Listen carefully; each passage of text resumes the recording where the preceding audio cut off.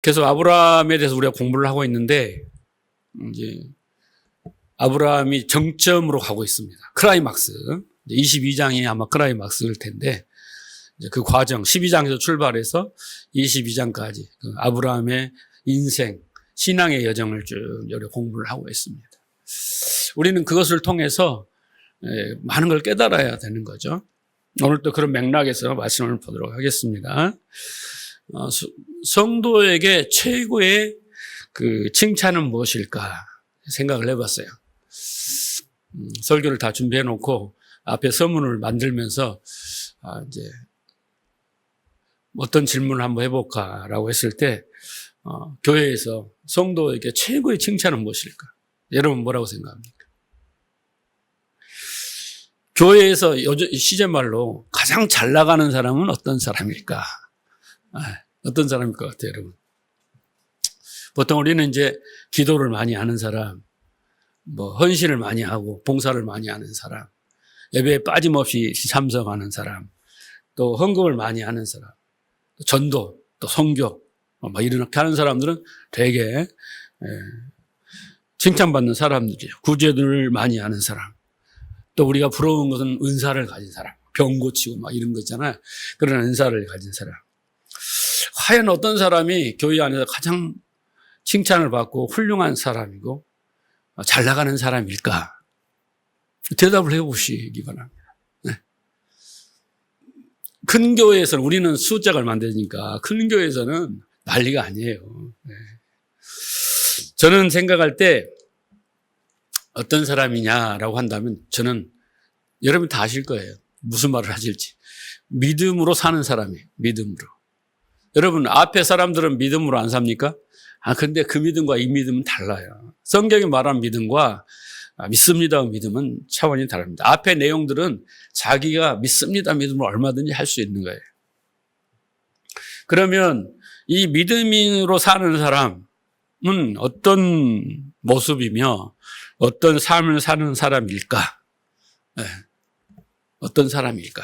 이것을 말로 많이 설명을 하면 좀 시간도 많이 가고 복잡한데 우리가 믿음으로 사는 사람을 쉽게 믿음이 좋은 사람을 쉽게 이제 이해하려면 성경에 대표적으로 나온 사람 몇 사람만 딱 이렇게 추려서 그 사람의 삶을 딱 보고 그 사람의 믿음을 보면 믿음은 이런 것이고 믿음으로 사는 것은 이런 삶인 거는 금방 알 수 있어요. 그래서 성경 우리에 주신 거 아닙니까?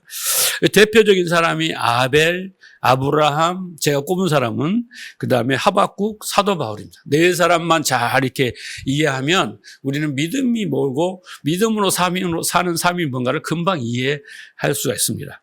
아벨은 믿음으로 사는 사람인데 아벨을 하면 여러분 항상 생각할 때 뭘 생각하면 영적 예배자예요. 아벨 같은 예배를 드려야 돼요. 그 예배는 영과 진리로 예배하는 삶이며 우리의 몸을 거룩한 산제사로 드리며 하나님의 뜻을 분별하는 그런 영적 예배예요. 영적 예배. 네. 그래서 아벨이 그 모델입니다. 그래서 믿음으로 사는 사람은 첫째 조건은 영적 예배자여야 되는 거고 두 번째 아브라함은 이제 우리가 다음 시간에 그 다음 시간에 정리를 하겠지만 대표적으로 보면 첫째는 하나님의 언약이에요. 언약을 믿고 그 다음에 하나님의 능력을 알았어요. 하나님의 능력을 알았단 말이에요. 그것 때문에 하나님을 경외하게 되는 거예요. 그게 아브라함의 믿음의 내용입니다. 네, 이 정도 가지면요, 대단한 믿음을 가진 거죠. 하나님을 언약을 믿고 살고 붙들고 살고 하나님의 능력을 알아버렸어. 그런데다 믿음이 보태지니까 이제 아브라함은 더 이상 바랄 것이 없는 그래서 하나님 앞에 무릎을 꿇고 하나님 앞에 부복하며 엎드려 찬양하고 경외하는 자가 되었다. 예. 그 다음에 하박국은 이런 사람이에요. 삶 속에서 어떤 고난이 왔을 때 특히 문제가 생겼을 때 국가적으로나 개인적으로나 교회적으로나 하나님의 뜻을 알아요. 왜 그랬는지. 그래서 그 뜻을 분별하고 이제 그 뜻을 붙들고 기도하는 사람이에요. 네, 그 뜻이 소망이 되어서 그 뜻이 이루어지기를 열심히 기도하는 사람이고 그 다음에 그 고난의 현실을 초월해버려요. 어떤 고난이든 간에 그 초월해서 문제가 되질 않아. 고난이 자기를 괴롭혔는데 하나님의 뜻을 알고 나니까 그거 이제 더 이상 문제가 되지를 않아요. 그래서 그렇게 하시는 하나님을 기뻐하고 즐거워함으로 행복해요. 그것만으로도 모든 문제가 다 해결되고 하나님만을 기뻐하고 즐거워하게 되는 것이 바로 믿음의 사람의 내용이고 삶인 거예요. 자, 그 다음에 바울 사도는 왜 우리가 중요하냐면 믿음에 관해서 이 바울 사도가 믿음에 대해서 정의를 했어요. 믿음이라는 것이 무엇인가를 자기가 정의를 하고 설명을 했고 자기가 경험하고 체험하고 체득하고 난 그 믿음에 대해서 정의하고 설명했고 성경은 그 믿음을 본받으라고까지 할 정도로 믿음의 본이 된 사람이에요. 그러니까 이 네 사람, 노아도 또 중요하죠. 그러나 믿음에 관해서는 히브리서에 쭉 많은 사람이 나와 있지만 대표적으로 이 네 사람의 특성과 또 삶을 딱 들여다보면 성경이 말하는 믿음이 뭔가를 우리가 이해하기 쉽다. 네. 그래서 우리는 이들과 같이 믿음을 갖고 그 삶을 살아야 된다는 것이 제 주장입니다. 그래서 우리가 성경을 공부하고 설교를 듣는 이유는 딱 한 가지예요. 오직 한 가지. 믿음의 사람이 되어서 믿음으로 살기 위해서. 왜? 의인은 믿음으로만 살리라 그랬기 때문에 살기 위해서 예배를 드리고 설교를 듣고 묵상하고 성경을 공부하는 이유는 딱 한 가지밖에 없습니다. 그래서 세상 사람들은요, 자기의 그 지식과 경험 있잖아요. 그리고 자기가 추구하는 가치를 위해서 열심히 자기 힘으로 살아가는 사람이 세상 사람들이고 또 종교인들은 어떤 교리나 율법 있잖아요. 그런 것들을 붙들고 삽니다. 그런데 성도는 그것들을 초월하여 믿음으로 산다는 거예요. 믿음으로 산다는. 그래서 믿음으로 살기 위해서는 오직 하나님의 말씀이 나에게 진리가 되어야만이 믿음으로 살게 돼요. 그래서 그 하나님 말씀이 나에게 진리가 되기 위해서 공부를 하고 듣고 깨달아야 되는 거예요. 그 다른 길이 없습니다. 자, 우리는 이 하나님이 아브라함을 아무나 하나님도 모르는 아브라함을 불러다가 언약을 하시고 믿음의 사람으로 만들어가는 과정을 쭉 지켜보고 있습니다. 이제 아브라함이 오늘 이제 본문에 보면 어떻게 되냐면 더욱 믿음의 성숙되는 모습으로 이제 발전합니다. 중간에 이렇게 실수도 하고 또 막 그랬잖아요. 오르막 내리막 있었지 않습니까? 자, 그런데 그 과정을 쭉 우리가 보면서 아브라함을 하나님이 믿음의 사람으로 이렇게 성숙시켜가는 그런 어떤 과정을, 빚어가는 과정을 감지하고 깨달아야 돼요. 그래야만이, 우리도 동일하게 그 원리와 과정을 적용해서 만들어 가신다라는 것을 오버랩 시켜야지 여러분들이 신앙생활을 쉽게 할 수 있어요. 아브라함 따로 나 따로 아니에요. 성경은 그 과정과 원리를 보여주는 거예요. 대표적인. 그러니까 성경은 항상 대표적인 사람들이거든요. 모델이에요. 그래서 우리는 믿음의 사람이 되는 것을 신앙의 목표로 삼아야 됩니다. 교회에 와서 다른 것을 목표로 삼으면요, 삼천포예요. 예. 그래서 오늘도 잘 들으시고 믿음에 이르시기를 주님으로 축원합니다. 자, 오늘 본문에 보면은 지난 20장에서 우리가 공부할 때 아비멜렉이 아브라함을 책망합니다. 왜 책망합니까? 거짓말을 해가지고. 그렇죠? 사라가 자기 누이다. 이 거짓말을 해가지고 속였잖아요. 자기가 두려워서 살기 위해서. 그것을 알고 나서 아비멜렉이 아브라함을 무척 책망을 합니다. 그런데 이제 그렇게 책망받던 아브라함이 이제 21장에 와서는 더욱 믿음으로 이르러서 성숙되어서 이제 오히려 아비멜렉을 책망하는 장면이 등장해요. 그러니까 아브라함이 우리가 남을 책망할 때는요, 자기가 깨끗하고 도덕적이고 윤리적이고 죄를 안 짓고 거짓말도 안 하고 착한 사람이 책망하지 자기가 온갖 나쁜 짓을 하면서 책망하는 것은 뻔뻔스러운 거예요. 그게요. 그런데 아브라함이 그렇게 책망했다는 것은 세상과 구별된 삶을 살았다는 거예요. 하나님의 뜻을 따라 구별된 삶을 살고 세상을 책망하고 심판하는 그 믿음의 삶을 살았다는 것을 우리가 엿볼 수 있습니다. 그래서 하나님의 열심히 아브라함을 그렇게 믿음의 사람으로 만들어 가고 있다는 것을 눈치채셔야 돼요. 그러면 나도 그렇게 만들어 가고 계시다는 여러분이 체감을 해야 돼요. 그래야지 하나님과 동행한다는 것을 여러분들이 느끼고 즐겁고 행복하고 감사할 거 아닙니까? 자, 오늘 본문을 보시면요. 아브라함이 어디로 가냐면요. 브엘세바로 갑니다. 브엘세바. 그 브엘세바로 이사를 와서 사는데 그곳에 누가 살고 있었는 줄 아세요? 하갈과 이스마엘이 살고 있었습니다. 먼저 하갈과 이스마엘이 쫓겨나서 광야에서 죽을 고비를 넘기고 사는 것이 바로 이 브엘세바라는 이름은 나중에 붙여졌잖아요. 나중에 아브라함이 그렇게 붙여졌는데 하갈과 이스마엘이 쫓겨나서 브엘세바에 살고 있고 아브라함이 또 공교롭게도 이사 와서 사는 것이 바로 이 브엘세바입니다. 그러면 여러분 보세요. 택함을 받은 아브라함과 이삭과 사레와 택감을 받지 못한 하갈과 이스마엘이 섞여서 사는 곳이 브엘세바예요. 같이 사는 거예요. 왜 그들은 세상 한 곳에서 더불어 살아야 될까? 여러분 궁금하지 않습니까? 간혹 혹자들은 많은 오해를 하는 것이 성도들은 믿지 않는 자들과 상대도 하지 말고 터부시하고 그죠? 이방인 취급하고 무시하고 자 깊은 산속에 가서 우리끼리 거룩하게 살자. 이게 뭐예요? 이단들이 간혹 하는 거 아닙니까? 어떤 공동체를 만들어가지고 이런 생각을 가지고 분들이 있는데 그건 하나님 뜻이 아닌 것 같아요. 자 고린도전서 5장 9절을 볼게요. 내가 너에게 쓴 것에 음행하는 자들을 사귀지 말라 하였거니와 여기서 음행하는 자들은 뭐예요? 우상 숭배하는 자들을 말합니다.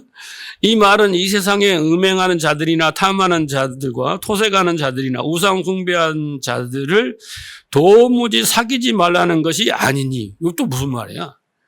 예? 세상에는 어떤 사람들이 많다고 말해요. 음행하는 자들이나 탐심하는 자들이나 그리고 토색하는 자들이나 우상 숭배하는 자들이 있다라는 거예요. 그런데 너희가 그들과 사귀지 말라라는 것이 아니니. 여러분 믿는 사람이 믿지 않는 사람하고 결혼하는 것은 뭐예요? 그렇게 결혼하는 사람도 있잖아요. 교회 안에도 얼마든지. 자, 아니라는 거예요. 살아라는 거예요. 그런데 만일 그리하려면 세상 밖으로 나가라는 거예요. 만약 그들과 구별하게 살려면 지구를 떠나거라 이 이야기인 거예요.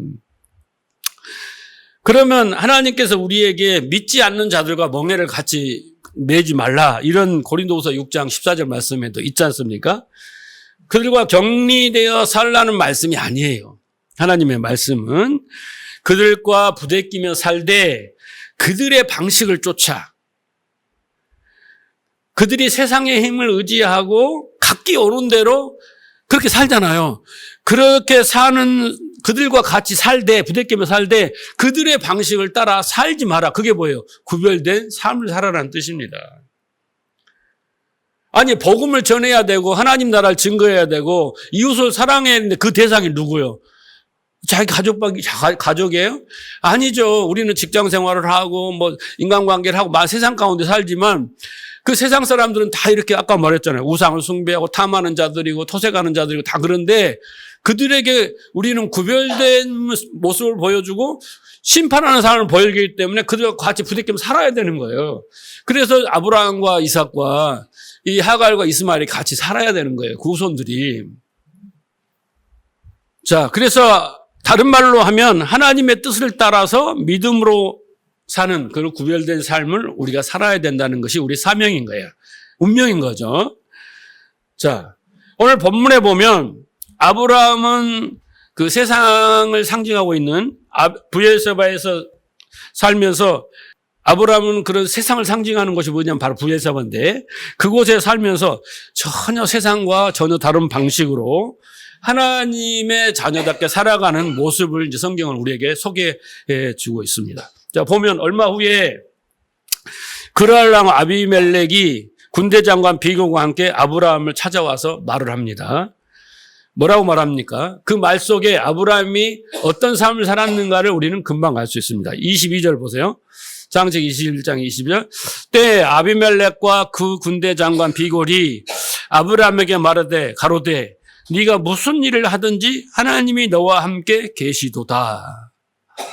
이게 얼마입니까? 아까 가장 훌륭한 말이 이 말이에요. 이것이 칭찬이에요.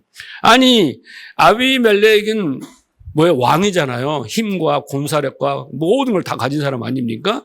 그런 사람이 들리는 소문에 의하면, 아니면 와서 봤는지 모르지만, 아브라함인 가만히 보니까 네가 하고 있는 모든 일은 하나님 너와 함께한다? 라고 아브라함이 잘한 것도 아닌데 아비멜렉이 먼저 이야기를 하는 거예요. 아브라함한테. 이것이 여러분 믿는 교회 안에서 받아야 될 가장 큰 칭찬이고 축복인 거예요. 그러니까 아비멜렉이 보기에는 아브라함의 일거수일투족이 하나님과 함께하는 사람의 특징, 그것으로 보였다라는 거예요. 그 눈에, 믿지 않는 사람 눈에도. 여러분, 하나님이 함께 하신다를 내자로 줄이면 만사형통. 너무 신령해. 입마누에 맞습니다. 근데 줄이면 만사형통이에요. 만사형통. 하나님이 함께 하신다. 지금 아비멜렉이 너는 만사형통하구나. 왜? 하나님이 함께 하시니까 이 이야기를 하고 있습니다. 어떤 분들은 이 본문을 보고 아브라함이 얼마나 복을 받고 얼마나 부자가 되고 얼마나 막 그런 힘을 가졌으며 재력을 가졌으며 그랄의 왕인 아비멜렉이 찾아와서 야, 나하고 동맹을 맺자. 우리 싸우지 말고 도와주면 서로 살자. 좀 네 덕을 보자. 이렇게 했다는 거예요. 그래서 우리도 잘 믿어가지고 이 세상의 힘을 이렇게 복을 받아서 세상이 우리를 깔보지 못하게 막 우리가 돈도 많이 베풀고 우리 안에 굴복을 시켜가지고 예수를 믿게 하자. 그게 십자군적인 정 아닙니까? 이렇게 이야기하는데 그건 큰 오해입니다. 자, 오늘 본문을 보면 그런 정반대 이야기를 하고 있습니다. 자, 보세요. 24절 보세요. 아브라함이 가로되 내가 맹세하리라 하고 아비멜렉의 종들이 아브라함의 우물을 늑탈한 일에 대하여 아브라함이 아비멜렉을 책망하며 그랬습니다. 아비멜렉이 아브라함을 찾아와서 당신이 하는 모든 일에 하나님이 함께 하신다? 라고 칭찬했는데 정작 아브라함은 아비멜렉의 종들에게 허구한 날 뭘 했어요? 우물을 빼앗기는 그런 삶을 살았어요. 여러분, 우물은 그 당시에 얼마나 소중한지 아시죠? 그런 사막지대, 광야지대에는 척박한 땅에서는 제일 큰 생명줄이 뭐냐면 물이에요, 물. 그래서 우물 전쟁을 이삭 때도 우물 전쟁을 하잖아요. 그런 소중한 우물. 그 물이 나오는 데가 또 있겠지 않겠습니까? 그렇죠? 그런 오아시스가? 그런 걸 찾아가지고 파놓으면 아비멜렉 수하의 사람들이 와서 또 뺏어버리고 생명을 위협하고 그러면 또 뭐라고 말하지도 못하고 또 쫓겨나서 또 다른 데 파고 이런 아브라함이 그런 삶을 살았다는 거예요. 여러분 이해가 가십니까? 이해가 가세요? 하나님의 모든 일에 하나님이 그 아브라함의 모든 모든 일에 함께 하신다라고 분명히 아비멜렉 이야기를 했는데 정작 아비멜렉은 아브라함은 우물이 막 계속 많은 게서 막 나눠주는 것도 아니고 하나 파놓으면 쫓겨나고 하나 파놓으면 뺏겨나고 이런 삶을 살았다는 거 여러분 만사형통이겠습니까? 오히려 아비멜렉이 강한 자이고 부자이고 하나님이 함께한 아브라함은 가난하고 빼앗기고 연약하고 이런 모습으로 보여주고 있습니다. 이것을 볼 때 하나님이 함께한다고 해서 우리가 힘을 가지거나 부자가 되거나 건강하거나 남을 지배하거나 복종시키거나 다스리거나 이런 아비멜렉의 모습이 아니라는 것을 우리는 깨달아야 됩니다. 그래서 하나님이 함께 하신다? 그래서 세상 힘을 많이 가져서 그것으로 우리가 기도할 때 그러잖아요. 하나님, 우리가 나에게 막 물질적 축복을 주시면 교회를 막 해갖고 사람들이 막 몰려오게 하겠습니다. 나에게 권력을 주십시오. 내가 대통령이 되고 국회의원이 돼서 나라를 뒤엎겠습니다. 그런 힘을 달라고 자꾸 하지만 아브라함의 모습을 보면 참 반대입니다. 오히려 아브라함은 그 속에서 빼앗기는 삶 속에서 견디고 사는 것이 바로 믿음의 삶인 거예요. 그래서 하나님이 함께 하시면 세상의 힘을 많이 가졌다라는 것으로 증명되는 것은 아니다라는 것입니다.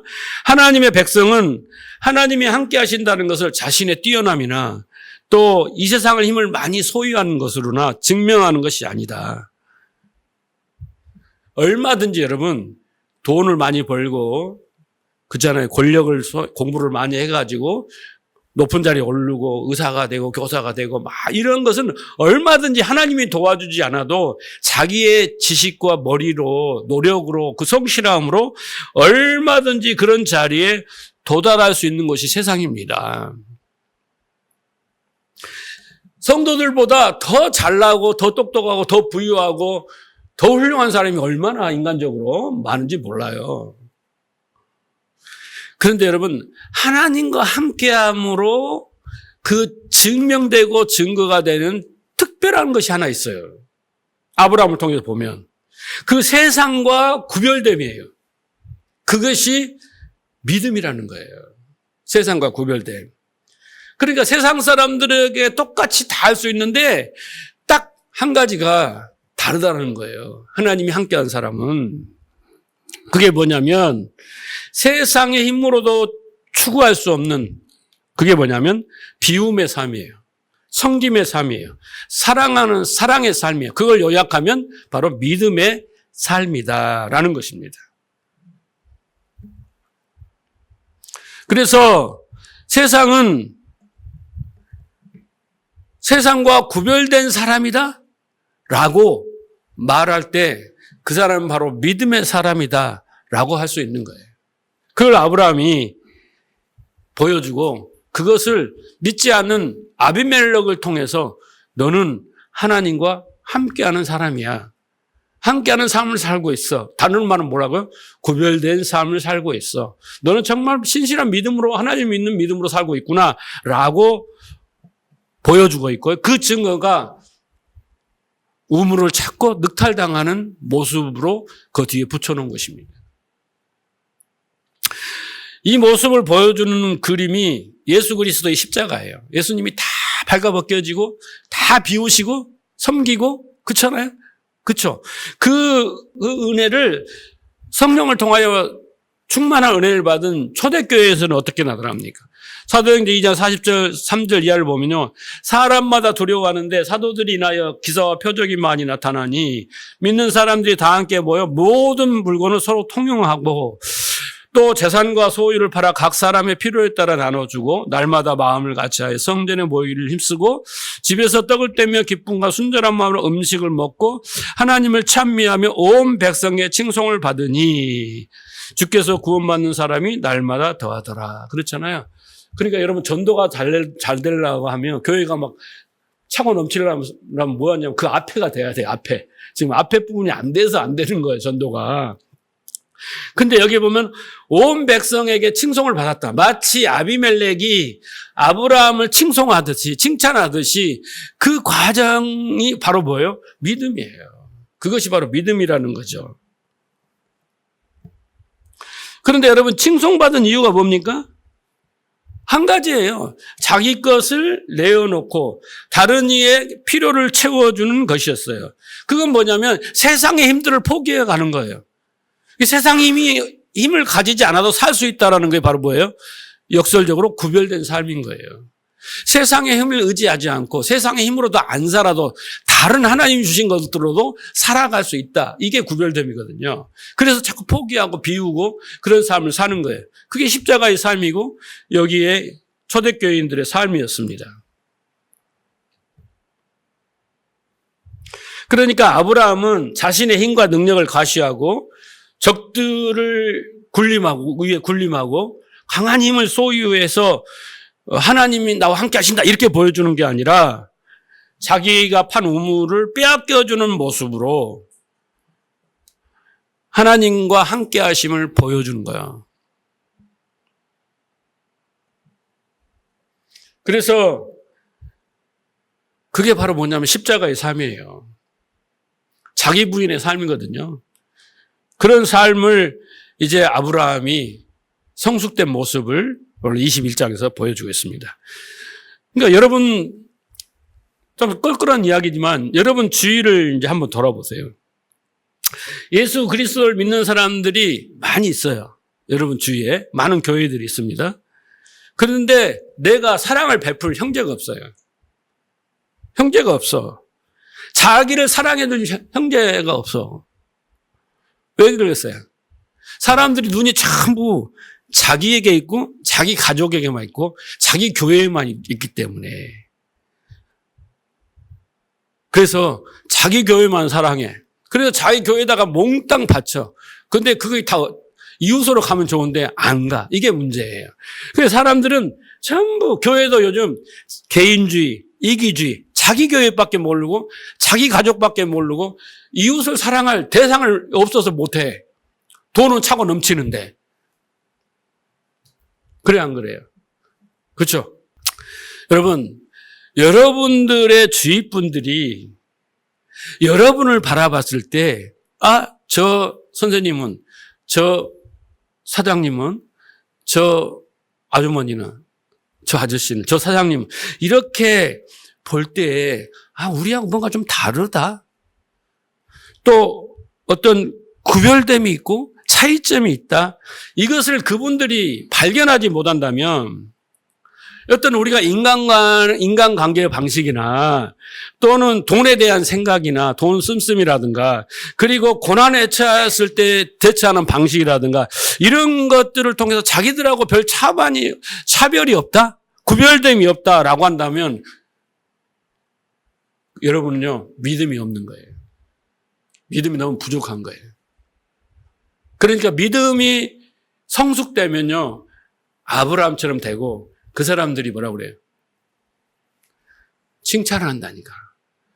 초대교인들이 주위 사람들이 온 백성이 칭송하고, 그죠? 그리고 그리스도인이라 칭하더라. 이렇게 이야기들은 그 믿음 때문에 이렇게 칭찬을 받는 거예요. 자, 아브라함이 이제 성숙된 모습을 우리가 지금 계속 보게 될 건데, 자신을 칭송하는 아비멜렉과 이제 언약을 합니다. 언약을 해요. 이제 어떻게, 우물을 뺏고 이렇게 칭찬을 하니까 이제 어떻게, 우리 더 이상 싸우지 말고 이제 화친을 하자. 이런 언약을 하는데, 한번 보세요. 27절. 아브라함이 양과 소를 가져다가 아비멜렉에게 주고, 두 사람이 서로 언약을 세우니라. 아브라함이 일곱 암양 새끼를 따로 놓으니 아비멜렉이 아브라함이 이르되 이 일곱 암양 새끼를 따로 놓으면 어쩌미뇨. 아브라함이 이르되 너는 내 손에서 이 암양 일곱 새끼를 받아 내가 이 우물을 판 증거를 삼으라 하고 두 사람이 거기서 서로 맹세하였으므로 그것을 이제 부엘세바라고 했다라고 했습니다.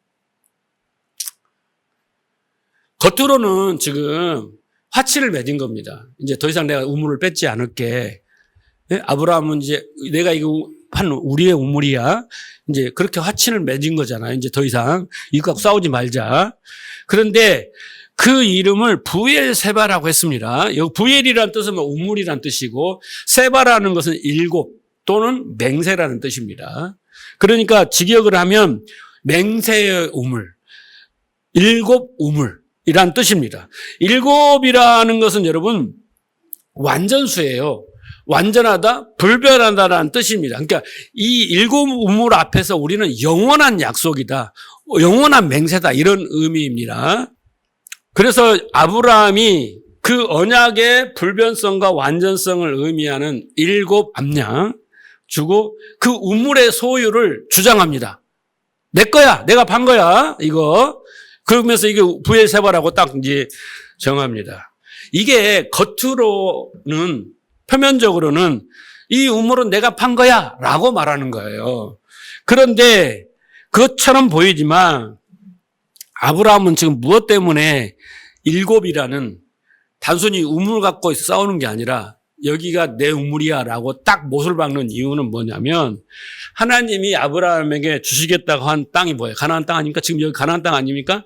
이 약속의 땅은 반드시 자기 후손들에게 주시는 후손들의 소유가 될 것을 선포하고 있는 아주 믿음의 행위인 거예요. 그래서 써놓은 거예요. 겉으로는 뭐다고요? 이 우물 내가 봤는데 더 이상 뺏지 말게 내 거야! 라고 말하지만은 거기다 도장을 딱 찍는 거예요. 이 땅은 하나님 주신 땅인데, 언약의 땅이죠. 그런데 이제는 나 때 될지는 모르지만 내 후손들 때까지는 하나님이 주신 것이 반드시 될 거라는 선언인 거예요. 이건 언약을 믿고 그 믿음에 의한 행위인 것이기 때문에 성경이 이게 기록해 놓은 거예요. 그래서 부엘, 맹세의 우물, 7 우물이라고 명명한 것입니다. 그리고 실제로 그 땅이 아브라함의 후손들에게 주어진 것은 그 후로부터 430년이거든요.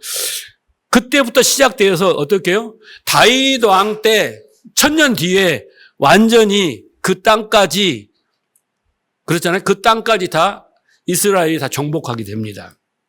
약속이 이루어진 거죠. 그래서 이제 아브라함은 확신을 한 거예요.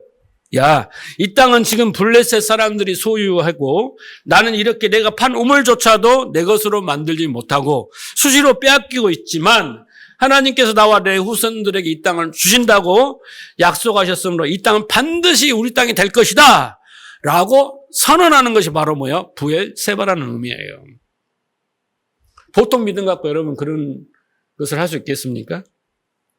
자, 그 증거로 이제 아브라함이 보세요. 33절에 보면 아브라함은 부엘세바에 에셀 나무를 심고 그랬습니다. 여러분 우리가 나무를 심을 때 왜 심습니까? 그냥 심어놓고 가려고 한 게 아니라 그 나무를 심어놓고 나무가 이제 성장하는 그잖아요. 그런 어떤 오랜 시간이 걸리잖아요. 그러니까 거기서 오래 살 생각이 없었으면 나무를 심지 않겠죠. 근데 그 나무를 심어놓고 그 나무가 커서 내가 그 나무로부터 뭔가 얻으려고 할 때 이제 우리는 나무를 심습니다. 근데 오랜 시간이 걸려요. 그래서 에셀나무를 심은 것은 자기 우물이라는 소유의 증표로도 심었지만은 그 우물의 땅이 우리의 것이다라는 것을 이제 미래를 내다보고 심어놓은 나무예요. 왜? 나중에 후손들한테 이 나무를 봐라. 하나님의 언약의 나무다. 그 증표의 나무다. 그것을 후손들에게 이제 보여주기 위해서 심어놓은 거 아닙니까? 그렇게 믿음으로 심었다는 것입니다. 자, 그렇게 아브라함은 그 땅을 이미 하나님이 주시겠다는 약속으로 굳게 믿고 있었고 또 그 땅에 하나님께서 하나님과 함께하며 그 땅에서 구별된 삶을 살고 있었다라는 것을 이 부엘사바에서 아브라함을 통해서 우리는 보여주고 있습니다. 거기에 보면 34절에 뭐라고 했습니까? 그가 블레셋 족속의 땅에서 여러 날을 지냈더라. 그랬죠? 그러니까 아브라함은요, 175세에 죽었어요. 175세에. 그런데 아브라함이 그곳에서 아마 75년 정도 살았다. 계산을 해보면. 네. 그러니까 영원한 땅으로, 그 약속의 땅으로 믿고 그곳에서 나무를 심고 약속한 대로 그 75년을 계속 살다가 죽었습니다. 거기에서. 그런데 성경은 그 땅을 블레셋 땅이라고 이렇게 명명합니다. 그러니까 지금은 아브라함이 그 하나님 백성으로 그 땅에서 살았지만 그 땅은 뭐예요? 블레셋 땅이었어요. 그러나 최종 목적지는 뭐였습니까? 하나님 주신 언약의 땅이었고, 그런데 그 땅보다도 더 진짜 땅은 뭐예요? 저 위에 있는 천국이죠. 그것을 바라보고 살았습니다. 그래서 아브라함은 우리가 보통 나그네의 삶을 살았다, 순례자의 삶을 살았다라고 성경은 말하고 있습니다. 자, 히브리서 11장 13절을 보면 이 사람들은 다 믿음으로 따라 죽었으며 약속을 받지 못하였으되 그것을 멀리서 바라보고 환영하며 땅에서 외국인과 나그네임을 증명하였으니 그랬잖아요. 예. 그렇게 눈으로 보여주는 증거들을 놔두고도 진짜 그 본향을 향해서 그것을 나그네와 이방인으로 살아가는 삶을 살았다는 거예요. 그게 진짜 더욱 성숙된 믿음이에요. 그 땅에서 영원히 살 것처럼 산 것이 아니라. 그렇죠? 15절 보십시오.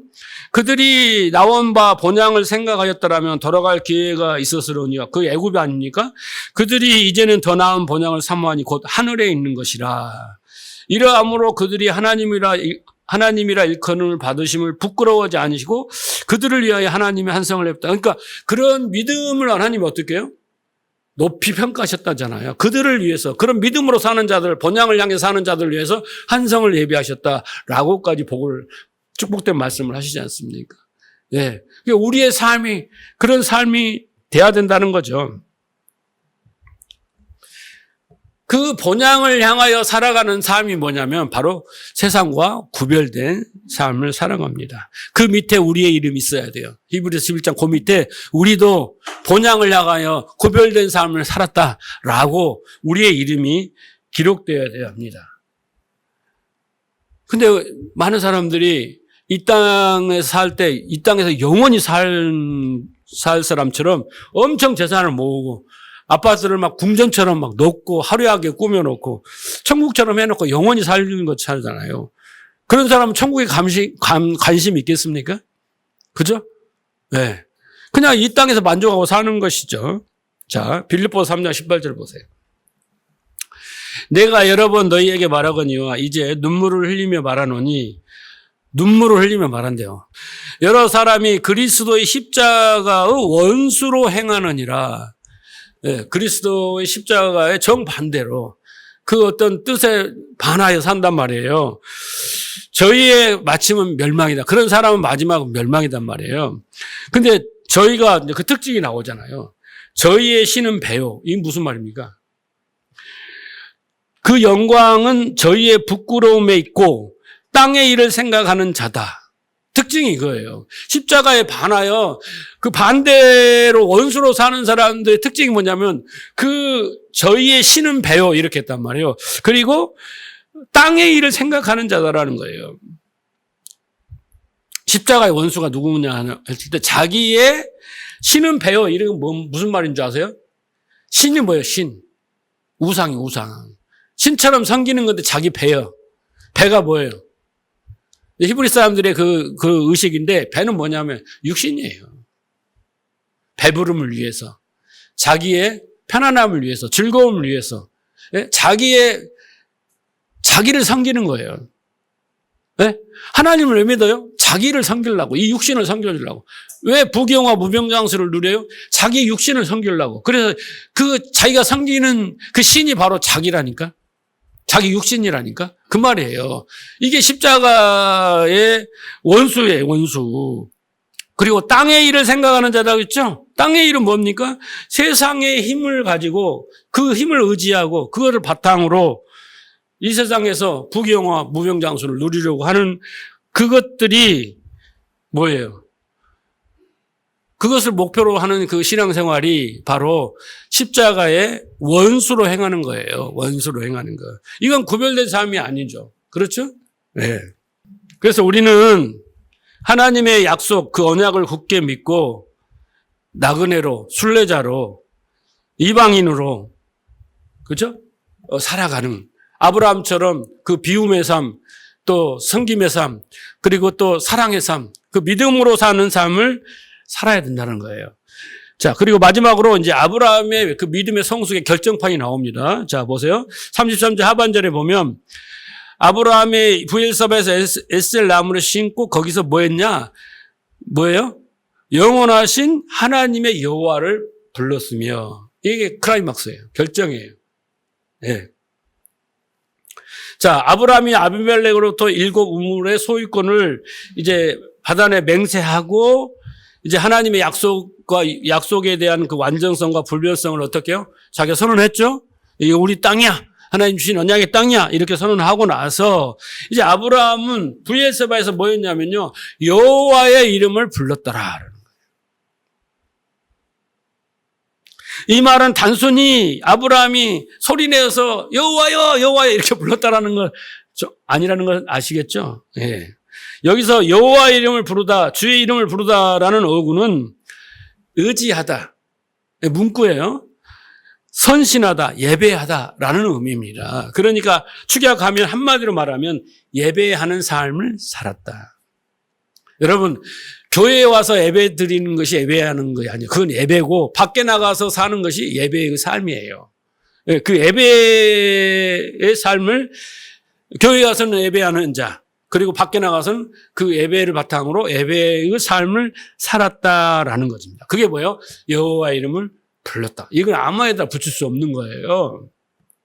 자, 여호와의 이름을 부른 사람과 여호와의 이름을 부르지 않은 사람을 구별해 드릴게요. 의미가. 창세기 4장을 보면 그 죄인들은 어떤 삶을 사는가 보세요. 17절, 아내와 동침하니 그가 잉태하여 에녹을 낳은지라. 누가? 가인이 에녹을 낳았어요. 가인이 성을 쌓고 그 아들의 이름으로 성을 이름하여 에녹이라 하였더라. 누구의 이름을 불렀어요? 가인이 최초의 살인자 아닙니까? 그렇죠. 그 죄인으로 대표되는 그 인물이 가인이죠. 그가 에덴에서 쫓겨났어요. 그래서 이제 뭐였습니까? 도시, 성을 쌓았습니다. 성을 쌓고 그 이름을 뭐라고 했어요? 에녹이라 하였더라. 그래서 이 구절을 좀 더 히브리 원어에 맞게 직역을 하면 가인이 성을 쌓고 에녹이라는 이름으로 그 성의 이름과 아들의 이름을 불렀더라라는 거죠. 에녹성, 에녹 아들이라는 거예요. 그러니까 가인은요, 이제 에덴에서 쫓겨났기 때문에 스스로 지켜야 돼요. 스스로의 어떤 안녕과 그 번영을 이루어야 될, 스스로 해야 될 사람이에요. 그래서 자기를 보호하기 위해서 성을 쌓고 그 성의 이름을 에녹이라 지었고 또 아들의 이름을 에녹이라 불렀더라. 불렀더라가 뭐라고 했어요? 불렀더라는 뜻이 뭐라고요? 예배하다. 그렇죠. 섬기다. 그런 뜻이라고 그랬잖아요. 그러니까 그 가인은 결국은 자기 자신을 숭배했고 세상의 힘을 예배했다라는 것입니다. 왜? 자기를 행복하고 만족하고 지켜줄 것이 성이고 자기 아들이에요. 자기 존재의 확장은 자기 아들이 해주는 거예요. 그렇죠? 그래서 자식이 필요한 거예요. 자기 후손들이 필요한 거잖아요. 그래서 에녹이라 하였더라. 에녹성이라 하였더라. 신기하잖아요. 네. 그래서 불렀더라 이렇게 되는 겁니다. 자, 반면에 하나님의 백성의 라인인 아벨의 그 대신하여 태어난 사람이 누굽니까? 셋이죠. 셋은 어떻게 했는가 봅시다. 4장 26절. 셋도 아들을 낳고 그 이름을 에노스라 하였으며 그때 사람들이 비로소 여호와의 이름을 불렀더라. 그러니까 가인의 라인과 아벨의 셋의 라인이 다르잖아요. 이 사람들은 어떤 자기를 지켜줄 것을 섬기고 불렀고 자기의 존재의 확장인 아들을 불렀고 이걸 의지하고 불렀다고 섬겼다라는 거예요. 그걸로 행복과 만족을 누렸다라는 겁니다. 그런데 하나님의 라인은 아벨과 셋을 이은 라인은 그 후손들은 여호와의 이름을 불렀더라라는 겁니다. 불렀다라는 건 뭐라고요? 하나님을 예배하는 삶을 살았더라. 네. 우리처럼 모여서 이렇게 교회에서 예배드려 그런 건 아니겠지만은 예배하는 삶을 살았어요. 예배하는 삶을. 이렇게 극명하게 드러나는 것입니다. 자기 힘으로 자신을 보호하고 지켜야 하고 스스로 행복과 만족을 이루려는 사람들은 세상의 힘을 추구하고요.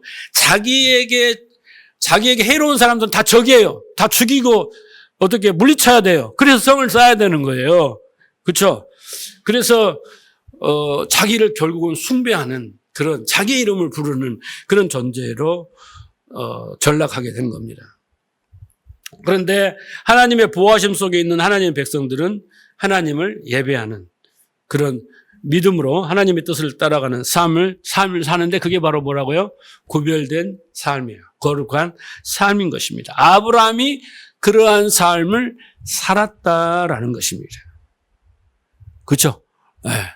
22장 가면 아브라함의 이제 절정적인 믿음의 모습이 나오지만 이제 성숙하여 모습 속에 오늘 여러 가지 요소가 나오지 않습니까? 여러분, 예배가 뭡니까? 예배. 우리가 주일마다 예배를 드리잖아요. 이걸 영어로 워십이라고 합니다. 워스 플러스 10이에요. 그러면 월서라는 게 뭐냐면 가치 있는 것을 최고의 가치 있는 것을 올려놓다 이런 뜻입니다. 여러분 우리가 어디에 가치를 두고 사느냐, 각자의 가치관에 따라 가치가 있다고 생각하는 것을 우리의 삶의 중심에 내는 겁니다. 중심에 올려놓는 거예요. 그것을 우리는 워십이라고 하는 거예요. 그러니까 한 7대 독자가 태어난 아들은 에녹은 어떻게 되겠어요? 그 가정의 워십의 대상입니다. 숭배의 대상이에요. 예배의 대상이에요. 제일로 삶의 중심인 거예요. 돈이 최고의 가치라고 생각하는 사람은 돈을 최고의 삶의 중심에 놓고 섬기는 거예요. 그렇죠? 그러면 우리는 뭐겠습니까? 우리의 최고의 가치는 무엇이죠? 하나님이에요.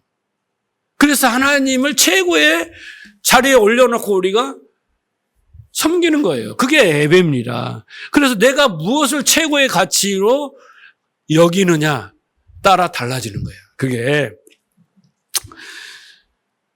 그래서 하나님이 우리를 새 창조하시는 궁극적인 목적은 뭐냐면 하나님을 최고의 가치로 올려놓기를 바라는 거예요. 우리의 삶에서 모든 것의 우선순위에서 하나님이 영순위, 이게 하나님의 목적이에요. 새 창조의 목적입니다. 자식도 아니고 돈도 아니고 건강도 아니고 명예도 아니고 권력도 아니고 이런 것들을 다 내려놓고 부인하고 하나님이 나의 최고의 가치입니다. 로 만드는 게 바로 새 창조예요. 자, 이사야 43장 21절. 이 백성은 내가 나를 위하여 지었나니 나를 찬송하게 하려니라. 마지막 모습은요, 하나님을 찬송하는 모습이에요. 경외와 찬송. 자, 43장 7절 이사야. 내 이름으로 불려지는 모든 자, 곧 내 영광을 위하여 창조한 자를 오게라. 그를 내가 지었고 그를 내가 만들었다. 내 영광을 위하여 창조했단 말이에요. 하나님을 나타내는 자들이에요. 영광을, 하나님, 나를 통해서 하나님을 나타내는 게 영광 아닙니까? 자, 에베소 1장 6절. 이는 그가 사랑하시는 자에서 우리에게 거저 주시는 바 그 은혜의 영광을 찬송하리. 그러니까 마지막의 모습은 뭐겠습니까? 우리가 창세기의 1장에서 2장 3절까지가 한 단락이라고 했잖아요. 창조의 하나님의 계획이잖아요. 그 마지막이 뭐냐면 안식이에요. 안식. 그죠? 안식인데 그 안식이란 뜻이 뭐라고 했어요? 완성이란 뜻도 있어요. 그러나 또 어떤 뜻도 있냐면 마땅히 가야 할 곳으로 가다 제자리에 앉다 이런 뜻도 있어요. 그러니까 하나님께서 창조하신 모든 피조물들이 어디로 가야 되냐면요, 좌정하신 하나님의 그 보좌 밑으로 다 가서 뭐예요? 하나님을 찬양하는 게 뭐예요? 그게 완성이고 그게 안식이에요. 안식입니다. 그래서 하늘에서는 그게 다 이루어졌어요. 그러니까 예수님이 기도할 때 그 뜻이 하늘에서 이루어진 것 같이 이 땅에서 이루어져야 되는 거예요. 그 완성의 모습이 우리에게 어떻게 해야 돼요? 성령을 통해서 이루어지기를 기도하신 거예요. 마지막은 그게 안식이고 완성입니다. 자, 계시록 7장 9절을 보세요. 이 일 후에 내가 보니 각 나라와 족속과 백성과 방언에서 아무도 능히 셀 수 없는 큰 무리가 나와 흰 옷을 입고 손에 종려나무를 들고 보좌 앞과 어린 양 앞에 서서 그렇죠. 이게 마지막의 모습이에요. 안식의 모습이면 완성의 모습이고 우리가 서야 할 자리의 모습인 겁니다. 큰 소리로 외쳐 이르되 구원하심이 보좌에 앉으신 우리 하나님과 어린 양께 있도다. 그렇죠? 그리고 그 보좌 앞에 엎드려 얼굴을 대고 하나님께 경배하여 이르되 아멘. 찬송과 영광과 지혜와 감사와 존귀와 권능과 힘이 우리 아버 하나님께 세세토록 있을지어다. 이 모습이 뭐예요? 안식이에요. 완성이에요. 하나님은 우리를 이런 존재로 새 창조를 하시는 거예요. 하나님의 하나님됨을 알고 인간의 인간됨을 아는 자리입니다. 그래서 참된 안식은 하나님이 자정하고 계신 하나님 보좌 앞에서 자기가 왕인 줄 아는 그 착각과 자기의 숭배 자리에서 그렇게 살던 자들이 내려놓고 하나님 앞에 엎드려서 이게 바라크가 뭐라고 했어요? 하나님 앞에 엎드려서 하나님을 찬양하는 것이 가장 축복이다라는 겁니다. 그래서 우리가 예배를 드리는 이유는요, 오늘 또 예배를 우리가 드리잖아요. 이 드리는 이유는 우리가 참된 안식을 이 예배를 통하여 누리기 위한 거예요. 그 안식으로 도달하기 위해서 예배를 드리는 거예요. 그것을 맛보아야 되는 것이죠. 하나님이 여섯째 날 인간을 창조하시고 뭐라 하겠습니까? 모든 피조물을 다스리고 지키고 정복하라 그랬잖아요. 그렇죠? 그렇죠. 세상을 다스리고 지키고 정복하여 일곱째 날 하나님 앞에 다 끌고 나와야 돼. 끌고 나와서 다 부부가 엎드리며 하나님을 찬양하고 경배하는 게 뭐예요? 안식이에요. 안식. 무슨 말인지 아시겠어요? 세상을 정복하고 우리가 다스리고 해가지고 어떻게 해야 돼요? 다 끌고 하나님 앞에 엎드리게 해가지고 어떻게 해요? 하나님을 찬양하는 자리에 있는 것이 완성이고 안식이라니까? 여러분들이 까놓고 이야기해서 일주일 동안, 여섯 동안 열심히 일합니다. 뭐 때문에 일합니까? 돈 때문에 일하는 거예요. 그렇잖아요. 먹고 살아야 되고 의식주를 해결해야 되고 우리가 이 땅에서 살려면 돈이 필요하잖아요. 그게 세상의 힘입니다. 1번이에요. 그 돈이. 근데 그 돈을 너무 좋아하면 우상이 되면 그걸 만몬이라고 하는 거예요.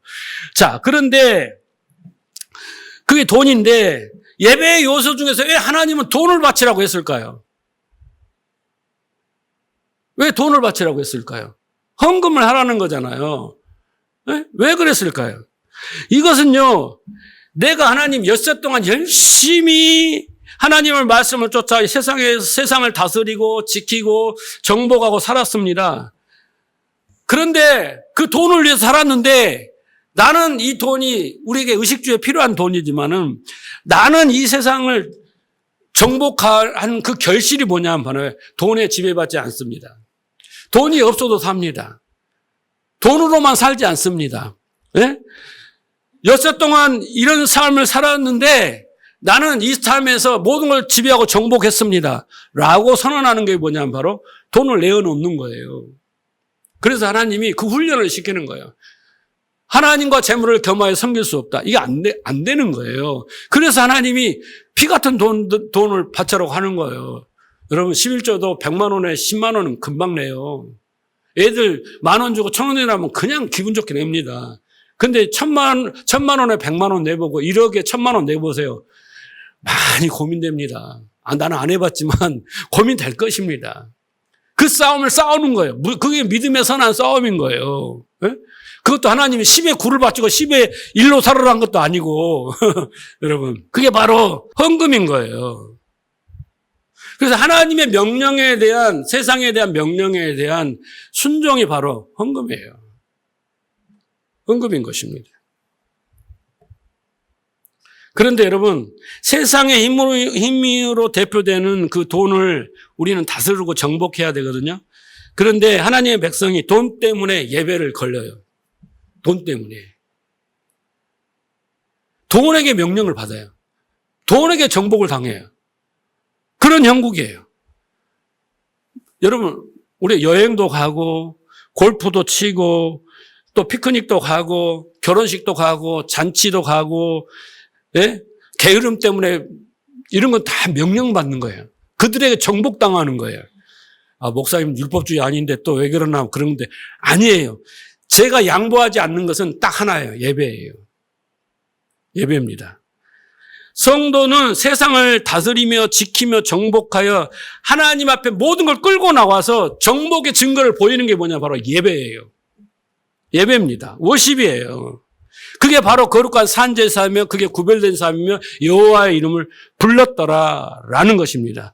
성도의 예배는 포기할 수 없는 마지막 보루입니다.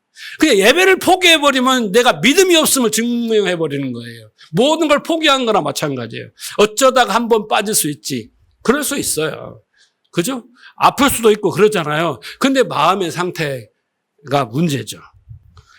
예배를 포기하는 것은 여러분 여호와 이름을 부르는 것을 포기하는 거예요. 내가 믿음으로 살지 않겠다라고 하는 것입니다. 더 이상 하나님의 생명력이 필요 없고 세상의 힘으로도 내가 살 수 있다라고 선언과도 같은 거예요. 그래서 성도는 예배의 자리에 목숨을 걸고 지켜야 할 마지막 보루가 바로 예배입니다. 여러분, 안식일에 예수님과 바리새인과 논쟁이 막 심하잖아요. 막 안식일 논쟁 때문에. 예수님이 안식일에 일하는 것 때문에 십자가에 달리신 이유가 두 가지인데, 신성 모독죄예요. 내가 하나님의 아들이다, 하나님이다. 뭐 이렇게 갖고 그 문제와 안식일을 지키지 않는 것이 두 가지 이유 때문에 십자가에 달았습니다. 자, 그런데 예수님께서 그 안식일에 대해서 뭐라고 이야기하냐면, 요한복음 16절. 그러므로 안식일에 이러한 일을 행하신다 하여 유대인들이 예수를 박해하게 된지라. 예수께서 그들에게 이르시되 뭐라고 말하냐면, 내 아버지께서 이제까지 일하시니 나도 일한다. 여러분, 무슨 말입니까? 안식일은 안식의 상징적인 거예요. 아까 제가 안식을 설명드렸잖아요. 완성. 우리가 하나님 앞에 엎드려 찬양하고 경배하는 그 마지막의 모습이 이게 안식인데, 그것을 상징하고 기념하는 게 안식일입니다. 그죠? 우리가 잊지 않고 그렇게 되기를 소망하면서 예배를 드리는 거잖아요. 그런데 안식일의 주인이시고 안식을 완성하실 주님이 안식일에 일을 하셔요. 하나님도 안식일에 일을 하셔요. 그래, 나도 일을 하는 거예요. 그런데 그 안식일에 하시는 일은 뭐냐면, 우리의 영혼을 소생시키시고 우리의 속사람을 강건케 하시며 우리를 진리의 사람을 만드시며 거룩하게 만드시며 구별된 삶을 살게 만드시며 믿음으로 살게 만드시는 하나님의 일이에요. 열심이에요. 그게 바로 뭐냐면 하나님이 일하시는 안식일이고, 그렇게 하신다를 보여주고 기념하고 소망하고 그것을 누리게 해준 것이 바로 안식일을 제정하신 거예요. 그게 표징이라고 했단 말이에요. 그런데 바리새인들은 얼마나 까막눈이었는지 모르지만 그 안식일에 영혼을 살리는 일을 하시는 그 주님을 십자가에 못 박는 거예요. 다시 말해서 우리가 안식일을 안 지키면, 주일을 안 지키면 어떻게 되는 거예요? 주님을 십자가에 못 박는 거 똑같은 거예요. 나에게는 안식일이 필요 없다는 거예요. 더 이상 주일이 필요 없다는 거예요. 예배가 더 필요 없다는 거예요. 얼마나 우매한 일입니까? 안식일 일하니까 아버지께서 안식일에 일하셔. 그러니까 나도 일할 수밖에. 너희를 살리는 일을 하는 거야. 그런데 너희를 살린다고 나를 죽이냐? 이 말씀인 거예요. 그들은 여호와의 이름만 불렀어요.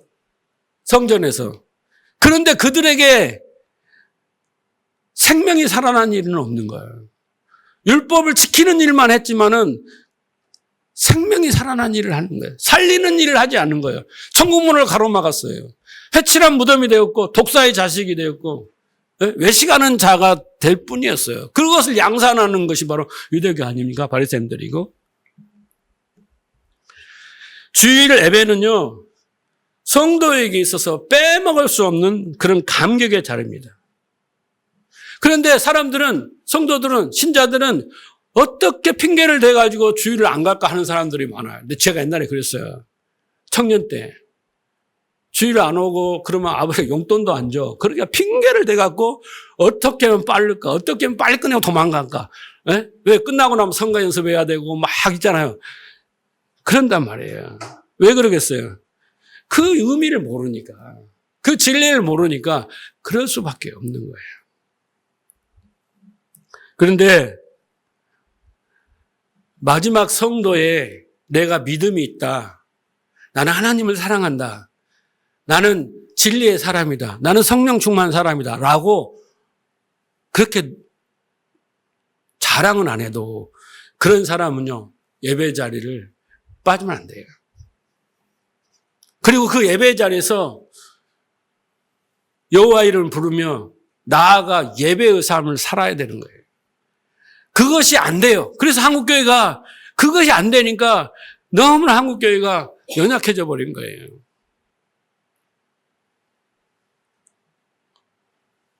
그래서 우리가 자꾸 예배를 빼먹고 여호와 이름을 부르지 않는 것은 나는 다른 걸로 안식을 찾고 다른 걸로 만족을 하고 다른 걸로 충분히 살아도 부족함이 없습니다. 저는 여러분들이 정말 말씀에 목말라 하고 진리에 목말라 하면서 정말 어떠한 상황이 됐든 간에 막 그런 모습을 보고 싶어요. 만약에 여러분들이 자신과 이 세상의 이름을 부르고 그것들을 숭배하고 예배하는 그런 삶을 살 때 끝없는 다툼과 갈등과 고통 속에서 평안이 없어요. 그래서 계속 지옥과 같은 그런 삶의 연속이 됩니다. 그런 지옥과 같은 우리의 마음과 그 고통 속이 예배 자리에 들어오면요, 그 어둠들이 떠나가고 생명이 들어온다니까요. 자, 말씀을 정리합니다. 아브라함은 시간이 갈수록, 나이가 먹을수록 하나님의 그 열심과 노력을 통해서 믿음이 성숙되어 가는 것을 우리가 눈으로 지금 목도했습니다. 여러분은 어떻습니까? 어제나 오늘이나 동일토록 변함이 없는 걸 제일 싫어한다고 그랬죠. 그런 분은 하나님밖에 없어요. 오늘 아브라함은 비움의 삶, 섬김의 삶, 사랑하는 삶, 이웃을 사랑하는 삶, 다시 말해서 믿음의 삶을 우리에게 보여줬습니다. 아브라함은 여호와 이름을 불렀더라. 예배의 삶을 살았습니다. 아브라함은 세상을 아브라함을 책망하는 구별된 삶을 살았습니다. 그가 산 것이 아니라 하나님이 그에게 믿음을 주었습니다. 마지막으로 아브라함은 그 언약을 굳게 붙들고 나무를 심고 7 부에세바라 명하며 선언을 한 것입니다. 되어지지도 않는 일을. 뿐만 아니라 아브라함은 그 땅이 인생의 전부고 마지막이 아니라 그걸 통해서 하나님은 영원한 본향을 말씀하셨다는 그걸 깨닫고 그 본향을 향해 나그네로 순례자의 삶을 산 것입니다. 우리의 삶의 여정이 그렇습니다. 우리의 인생의 여정이 그렇습니다. 아브라함을 통해 하나님 우리는 보여준데 우리는 우리가 원하는 삶을 우리가 오는 대로 살아버리면 그게 불행입니다. 그래서 우리는 우리 것을 다 내려놓고 아브라함과 이 삶을 오버랩시켜서 이 원리와 과정을 따라 살고 그 목표를 향해 가야 되는 거예요. 그걸 가르쳐주고 있는데 우리에게는요, 그 시작은 받아들이는 겁니다. 하나님 말씀을 받아들이고 인정하고 그러면 되는, 그때부터 하나님 역사하는 거예요. 여러분이 뭘 하려고 하지 말고 내가 가지고 있는 생각을 내려놓고 이 말씀이 맞네 라고 붙들면 그때부터 하나님이 그 안에서 일하십니다. 우리도 머지않아 아브라함처럼 돼야 됩니다. 될 것입니다. 꼭 그렇게 될 것입니다. 그렇게 돼야 돼요. 그래야지 우리도 구별된 삶을 살고 이 땅에 사는 동안 남은 연세 동안에 행복한 삶을 살 수 있습니다. 이것은 하나님의 말씀이 진리가 나게 될 때 가능한 일입니다. 아브라함에게 행하셨던 모든 일들을 의미를 알고 깨닫고 언약을 붙들고 확신하고 내 것으로 만들면 그때부터 말씀이 내 안에서 일하기 시작합니다. 그래서 우리는 믿음에 이르렀다고 합니다.